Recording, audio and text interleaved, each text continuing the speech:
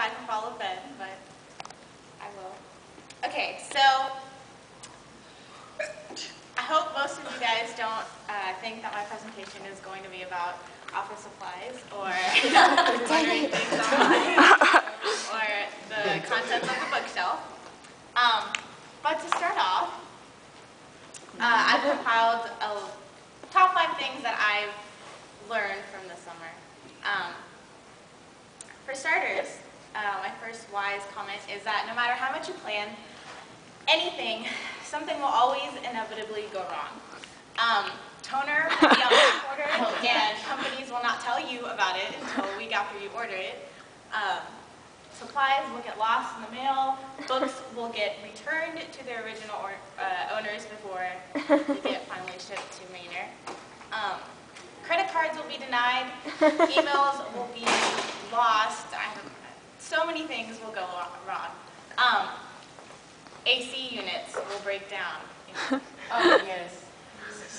Water fountains will break. The point is that you can't always control everything that happens, especially in the kind of environment that we work in.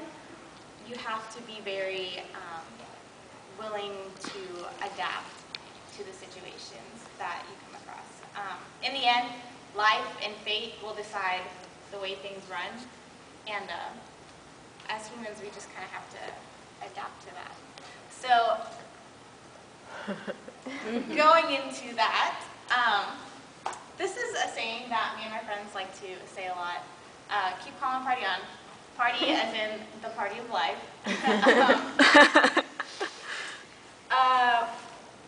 Yeah, basically it just means that in order to succeed in anything, you have to be willing to learn and grow and adapt from the mistakes and from just the changes that are brought into your life by different people, by the different things that you're asked to do, by your work. So yeah, I just like to take that as kind of a saying, as a quote to remember that not everything will always go the way you want it to, or the way you think it should, or just the way you planned it, the way things went last year, and you have to learn to be flexible with that in order to grow.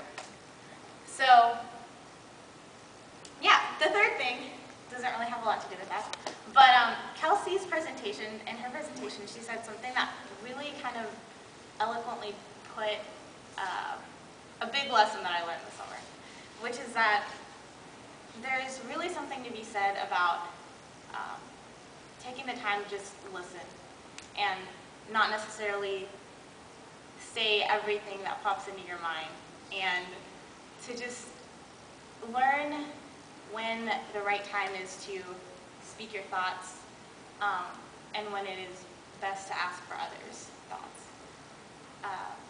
So I think that's really, really, really important, and it's something that I'm still learning how to incorporate into my life, but I think there's just a value in staying quiet sometimes, and that's okay. You don't always have to verbalize everything that comes into your mind, and it's up to you as a person to make that kind of judgment call. Yeah. So,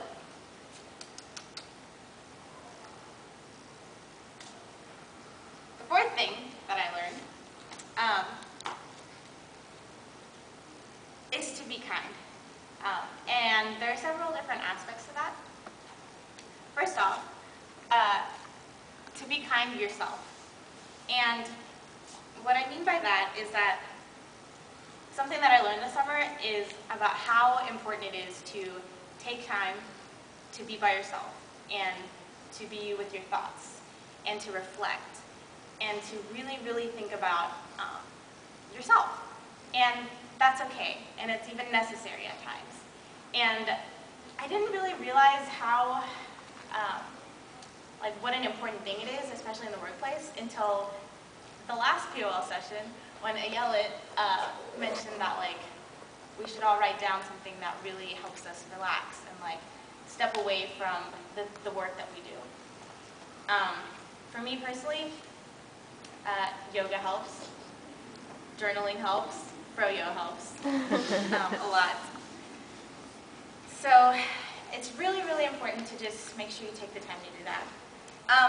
And another thing that goes into like this concept of being kind is to be kind to others. And this is something that I really, really will remember and try and incorporate into everything that I do from now on. And it's something that I really attribute to my observations of the way Paulina was directing our site.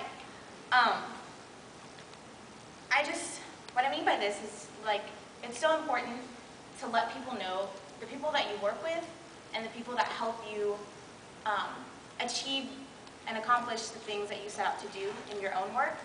It's so important to let these people know how much you appreciate them and to take the time to consider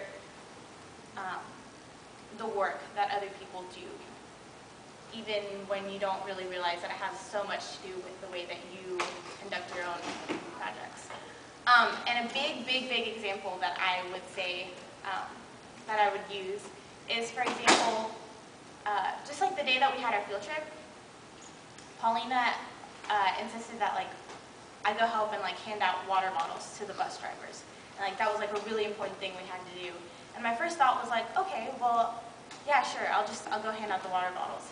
But the change when I handed the water bottles to the different bus drivers and like greeted them in Spanish, there was such a change in like their faces. Like their faces lit up, and they were just suddenly like so chatty in Spanish and like giving out their phone numbers and like offering, yeah, like call us whenever you need us, like we'll be there at the corner and like we'll pick up the kids, like whatever.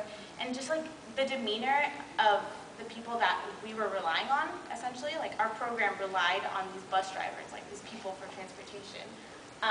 It changed, and I think that was really, really important and something to really, really take into consideration.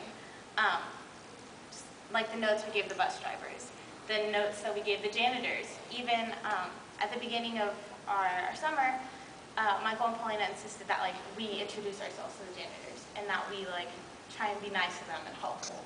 And it's just something that, it's just a really good lesson that I think I learned that I can apply to like my work in the future. That it really is important to say hello, ask how someone's day is, and make sure that the people that are helping you out know that they're appreciated. So, yes. The fifth thing, and I will try and not be so long-winded. Okay, so this is a really like well-known kind of concept, but I guess like the summer really embodies the way I think that this should be exemplified in my own life, I guess. A lot of you may not know, but this about me, but although I did not have like my own 6th grade class this year, I have some experience like in an environment where I myself was a teacher. I taught 9th graders all throughout high school. And I worked in like a similar workplace where I had my peers and we would like, you know, like make lesson plans, teach these kids for a half a year concepts to do with like higher level thinking and like debate topics. It was a whole program I did in high school. So through that program that I did, I kind of realized that education was really important to me. The program that I did work for, it's called the National Hispanic Institute, and basically the concept of it is that we need to help push our youth, especially our Latino youth, to become leaders and to become college graduates. And that's kind of what like thrust me into the world of like education, and that being a really important social justice issue that I guess I realized that I feel really, really strongly about. And so on the day that like I was walking through St. Edward's University, walking to class, and I saw a breakthrough flyer hanging up on one of the like advertisement bulletin boards. I just remember like stopping and like reading the description of what the program stood for, and like essentially like what the program was going to be. And I just remember thinking like, oh my gosh, like this program, it's everything I believe in. Like this is